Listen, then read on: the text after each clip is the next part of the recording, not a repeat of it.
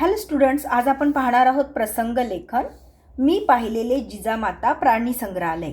प्रसंग लेखन म्हणजेच काय की ज्याच्यामध्ये जो काही प्रसंग घडलेला असतो, जो काही प्रसंग पाहिलेला असतो, तो प्रसंग आपल्याबरोबर शेअर केला जातो किंवा काहीतरी त्याच्याबद्दल सांगितलं जातं. यालाच काय म्हटलं जातं? प्रसंग लेखन.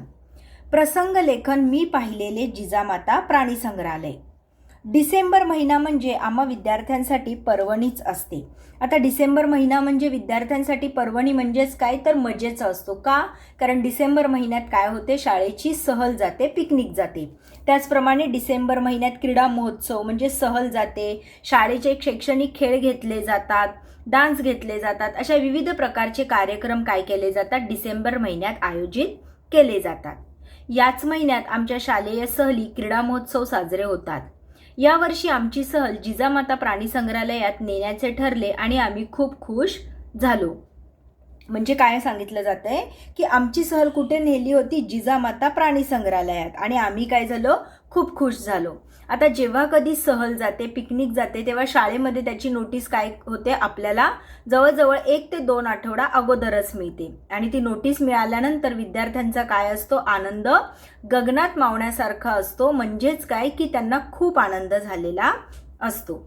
22 डिसेंबर 2019 या दिवशी गुलाबी थंडीचा आनंद घेत आम्ही आमच्या गोरेगाव येथील विद्याविकास विद्यालयातून भायखळ्याला राणीची बाग उर्फ जिजामाता प्राणी संग्रहालयाजवळ जाऊन पोहोचलो.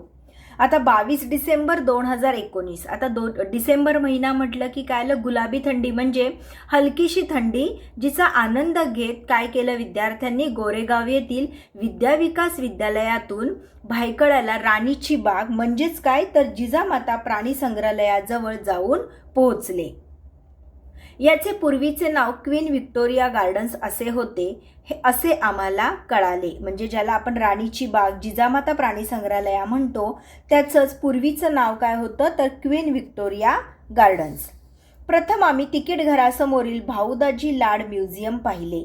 तिकीट घरासमोरील म्हणजेच तिकीट काउंटर जवळ काय होतं? भाऊदाजी लाड म्युझियम पाहिले.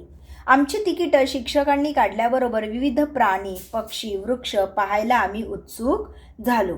आता शिक्षकांनी काय केली? सगळ्या विद्यार्थ्यांची तिकीटं काढली आणि मग विद्यार्थी काय झाले? उत्सुक झाले, म्हणजेच एक्सायटेड झाले. काय पाहण्यासाठी? तर प्राणी, पक्षी आणि वृक्ष पाहण्यासाठी विद्यार्थी एक्सायटेड झाले, उत्सुक झाले. संग्रहालयात प्रवेश करताच एक प्रचंड दुर्मिळ वृक्ष आम्हाला दिसला. आता दुर्मिळ वृक्ष म्हणजेच काय तर असा वृक्ष जो खूप रेअर बघायला मिळतो आपल्याला, जो जिकडे तिकडे दिसत नाही, एखादाच क्वचित असा वृक्ष, ज्याला काय म्हटलं जातं? दुर्मिळ वृक्ष आम्हाला दिसला. जणू काही तो आमचे स्वागतच करीत आहे असे वाटले. जणू काही तो वृक्ष काय करत आहे? आमचे स्वागतच करीत आहे. पुढे डायनासॉरची भव्य प्रतिकृती दिसली. आता प्रतिकृती म्हणजेच काय? एखादा स्टॅच्यू, पुतळा.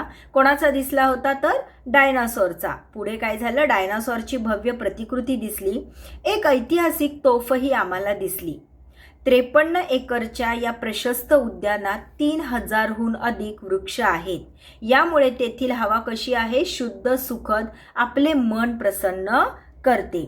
आता ही जी जिजामाता प्राणी संग्रहालय आहे उर्फ राणीची बाग जी आहे, तिथे 53 एकर असं भव्य प्रशस्त उद्यान आहे. म्हणजे 53 एकरात हे उभं केलेलं उद्यान आहे, ज्यामध्ये 3000हून अधिक विविध प्रकारचे वृक्ष आढळतात.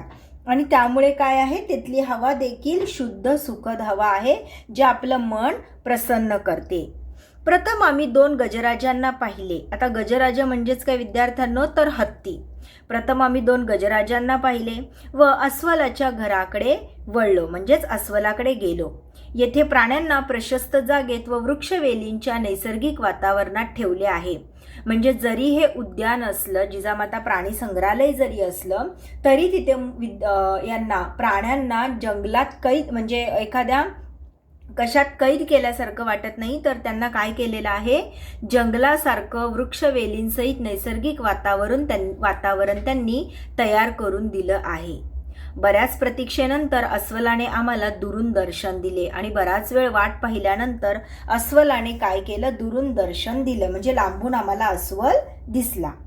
पुढे कोल्ह्याला पाहिले आणि पुढे नंतर आम्हाला कोल्हा देखील दिसला.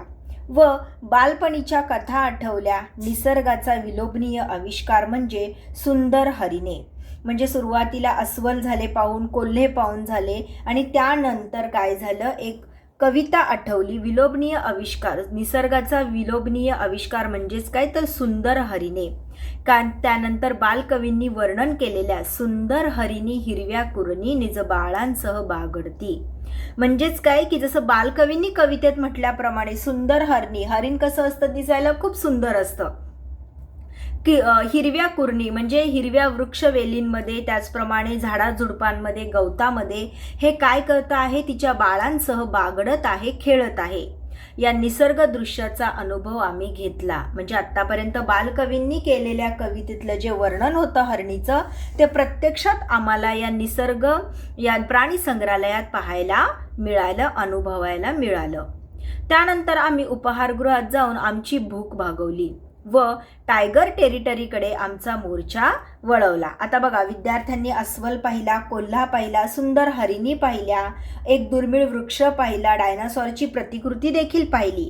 पण सगळ्यात महत्त्वाचं म्हणजे जो आपला राष्ट्रीय प्राणी आहे तो कोण होता, टायगर. याच्या टेरिटरीकडे त्यांचा मोर्चा वळाला. येथे काचेच्या भिंतीतून प्राण्यांना पाहता येत होते. भारताचा राष्ट्रीय प्राणी पट्ट्यांचा दिमागदार वाघ, याची देही याची डोळा पाहण्याचा अनुभव अविस्मरणीयच आहे.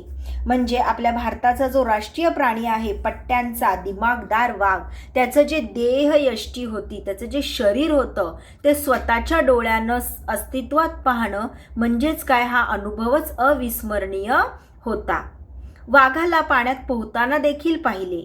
2 पाणघोडे 95% पाण्यात बसले होते आणि गंमत म्हणजे एकाच्या पाठीवर कावळा बसला होता. म्हणजे त्यांनी वाघाला पाहिलं, त्याचप्रमाणे वाघाला पाण्यात पोहताना देखील पाहिलं आणि 2 पाणघोडे, जे पाणघोडे असल्यामुळे ते काय होते, 95% म्हणजे 95% तर ते पाण्यातच होते. अगदी फेसचं थोडंसं वरती त्यांचा फेस होता.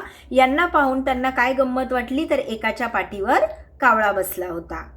मध्यभागी उभारलेल्या बाल शिवाजी व वीर माता जिजाबाई भोसले यांच्या पुतळ्यांना आम्ही वंदन केले. वंदन केले म्हणजेच काय मुलांनो, नमस्कार केला. त्यानंतर पाण्यातील कासवे पाहिली व अजगरही पाहिला. तसेच पुढे जाऊन विविध पक्षी व त्यांची घरटी पाहिली. अनोखा अनुभव तर येथे परदेशातून आणलेल्या पेंग्विन्स प्राण्यांची मस्तीची पाठशाला पाहताना मिळाला. म्हणजे यांनी सर्व प्रकारचे प्राणी पाहिले, पाण्यातील कासव पाहिले, अजगर पाहिले, पक्षी देखील पाहिले. पण एवढं सगळं पाहिल्यानंतर देखील जे परदेशातून पेंग्विन आणलेले आहेत त्यांची जी मस्तीची पाठशाळा, म्हणजे त्यांची जी आपापसात मज्जा मस्ती चाललेली, ती पाहिल्यावर मुलांना जास्त आनंद झाला. येथे 3000हून अधिक वृक्षराजी असल्यामुळे वनस्पती शास्त्राचे अभ्यासक येथे येतातच. येथे 3000हून अधिक वृक्षराजी असल्यामुळे म्हणजे इथे विविध प्रकारच्या वृक्षांचे जाती असल्यामुळे जे वनस्पती शास्त्राचे अभ्यासक आहेत ते काय करतात, येथे येतच राहतात, व्हिजिट देत राहतात. प्राणी संग्रहालयातून परतताना मन प्रसन्न झाले होते. आता प्राणी संग्रहालय होतंच 53 एकरचं प्रशस्त उद्यान, ज्यामध्ये 3000हून अधिक झाडं होती, वेगवेगळ्या प्रकारची सगळे प्राणी होते, पक्षी होते, वेगवेगळ्या प्रकारचे वनस्पती होत्या. त्यामुळे तिकडचं वातावरण कसं होतं, अगदी मन प्रसन्न करणारं होतं. नकळत माझ्या ओठांवर संत तुकाराम महाराजांच्या काव्यपंक्ती आल्या.